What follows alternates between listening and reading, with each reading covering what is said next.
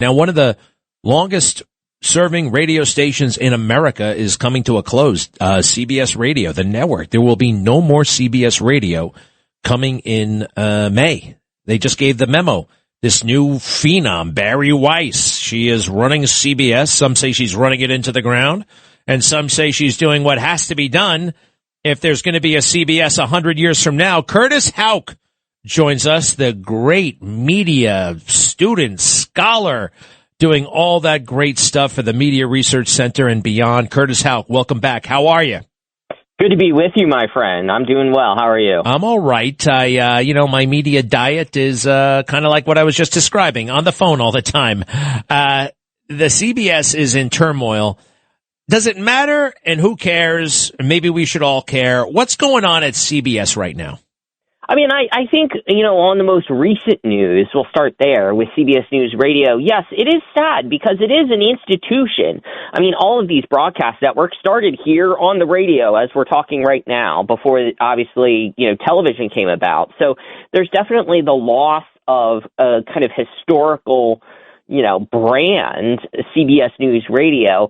But I posed the question on X today, speaking of the phone, and said how many people listen to it. And a lot of the folks who did respond are either A, in the news business like us, or B, probably over the age of 45.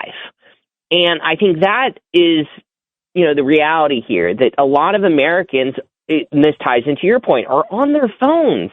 They're getting their news that way. They're consuming podcasts. And with Odyssey, unrelated to CBS, one of your competitors shut down, and the great WABC is still going, thank goodness. But the reality is people are moving away from radio. Now, more broadly about CBS News, the balance sheets are something that everyone is struggling with, so I understand that Barry Weiss is simply the person who is there right now. There have been past layoffs at CBS, so I think it's kind of unfair to kind of suggest that she's merely just doing this willy-nilly to somehow create MAGA TV.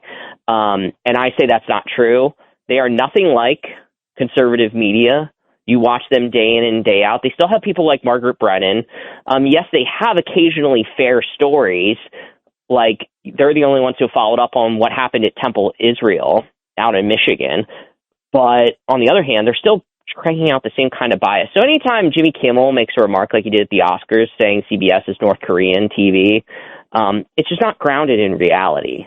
No, I get it. By the way, the thing about radio, though, here what we're doing, it's innovative, and we have now a massive online presence, and people can listen to the radio on the phone. If you look at podcasting, so interesting. It's almost like text messaging.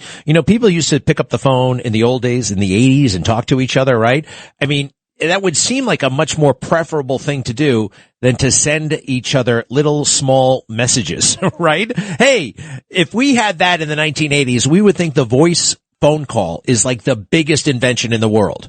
We were limited to little fortune cookie messages to each other, and now we can speak on the phone, but it's like in reverse. It's crazy. Right. I look at it that way. But look, one more thing about CBS, the evening news, Tony Dokoupil. I think he should change his name to Tony D. We got this weatherman in New York, Mr. G. Nobody knows what his last name is, but everybody knows Mr. G. Dokoupil is so complicated, the last name. Tony D, he'd be a bigger star. How do you think that show is going? Colloquially, yes. In our newsroom, we refer to him as Tony D when we're discussing the show amongst ourselves. So there you go. I mean, or Tony de Red Pill, because it's clear that, he's made a pivot since he was nearly run out of town for simply asking Ta-Nehisi Coates anything other than a series of softballs about his Gaza book a few years ago. I would say that it's still trying to find its footing. I mean, much was made about some of the technical snafus early on, or his piece about, the Secretary of State being a very memeable figure. But I will say, at the end of the day, though, when it comes to these kinds of newscasts, and you know this too, Greg, being in television for so long, the hosts are one part of the show. And it's particularly on a newscast like that, the correspondents are what really make the show. Because Tony could offer a more neutral setup, but if the correspondent takes things in an entirely different direction, what is the viewer to think? On balance, the viewer is going to say it is still a liberal newscast.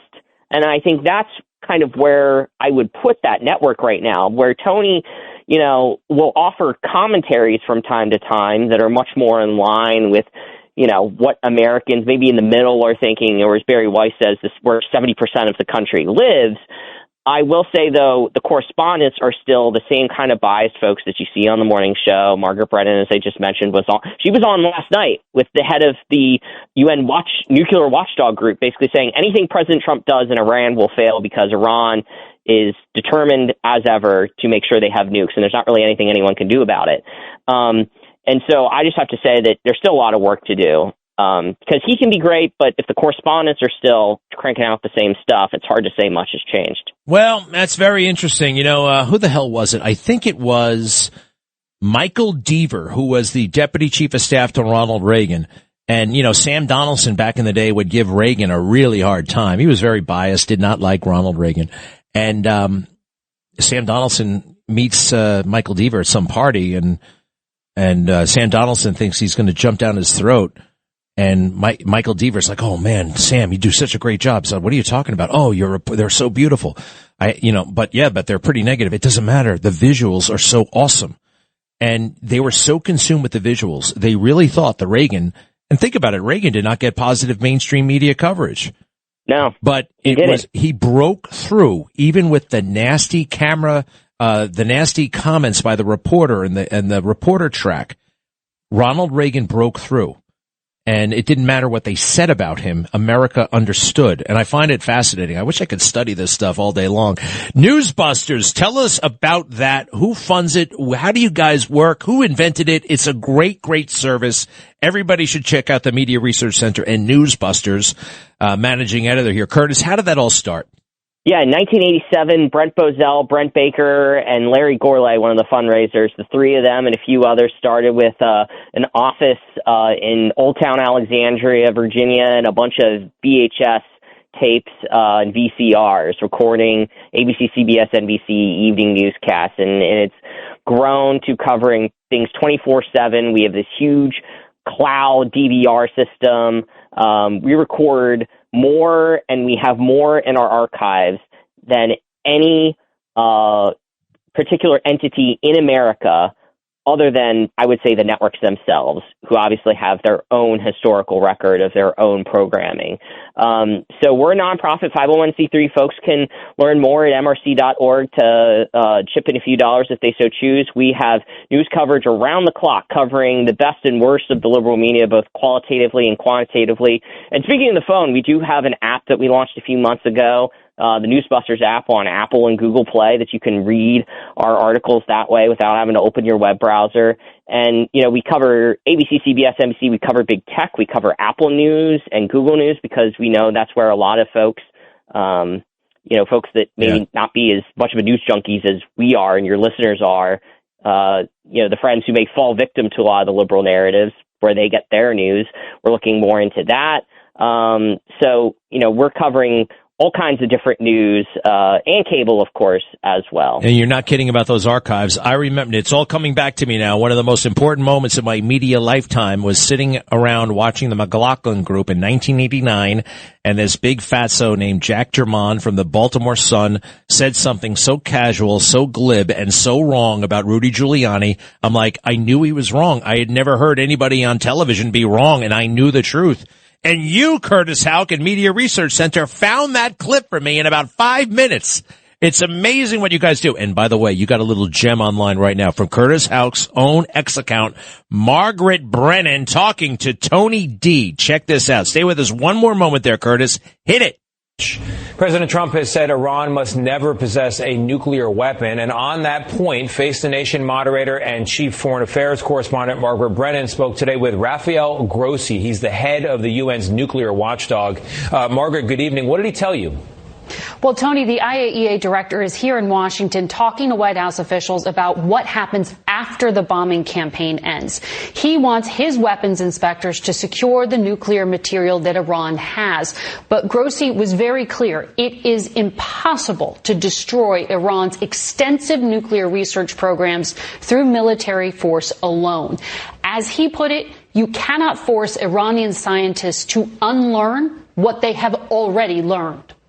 This war will not destroy Iran's nuclear ambitions and capabilities. I would say anywhere. Anywhere. Unless it was nuclear war and you go for destruction in an unfathomable way, which we hope, of course, will never be the case. President Trump and Israel have talked about the potential of sending special forces in to secure some of this enriched material. How difficult would it be to move these cylinders that are there full of chemicals? I'm not saying it's impossible. I know that here there are incredible military capacities to do that, but it would be a very challenging operation. And Grossi said it would be difficult to handle those cylinders buried underground containing uranium gas while we are in the middle of combat operations. But his bottom line, a lot of Iran's program has survived. And Trump will eventually, he says, have to go back to the negotiating table to talk to Iran and whoever is running that country. All right. I got to tell you, my eyes started to glaze over there. What did you notice? What did you post about that? I thought this is part and parcel of the doom and gloom operation that the liberal media have been undertaking. It's one thing, Greg, to ask questions about how the war in Iran is going and what is the plan and what is the plan for the day after. Fair enough. But you reach a certain point where you're kind of almost doom casting. It's almost fear porn, trying to suggest that no matter what the president does and his team does, it will fail. And you notice there, the talk about the negotiating table and kind of working with Iran, that's the same kind of talk that we heard around the JCPOA, the Iran nuclear deal from Barack Obama. And we all know how that worked out. It didn't work out that well. You know, Iran was allowed to obtain millions and millions of dollars, as the president has talked about constantly. And they gave interviews in the years since saying, oh, we're going to use the money as we see fit. In other words, not use it to better their economy or help out their populace, which is just maybe a shade more open than North Korea, as we've known during this war with the lack of internet access. So to simply say, no matter what the president does, it's not going to work. They're convinced that they want nukes, so you can't really stop them, so we might as well work with them, is kind of the defeatist attitude that the president has come in and said on issue after issue, not just Iran, to say, how about we think about things differently here? I love it. Curtis Houck, thank you for your work. Thank you for being with us. Check out Newsbusters and Curtis Houck on X and beyond and the Media Research Center. Thank you, pal. Good to be with you, my friend. Take care. All right. To be continued.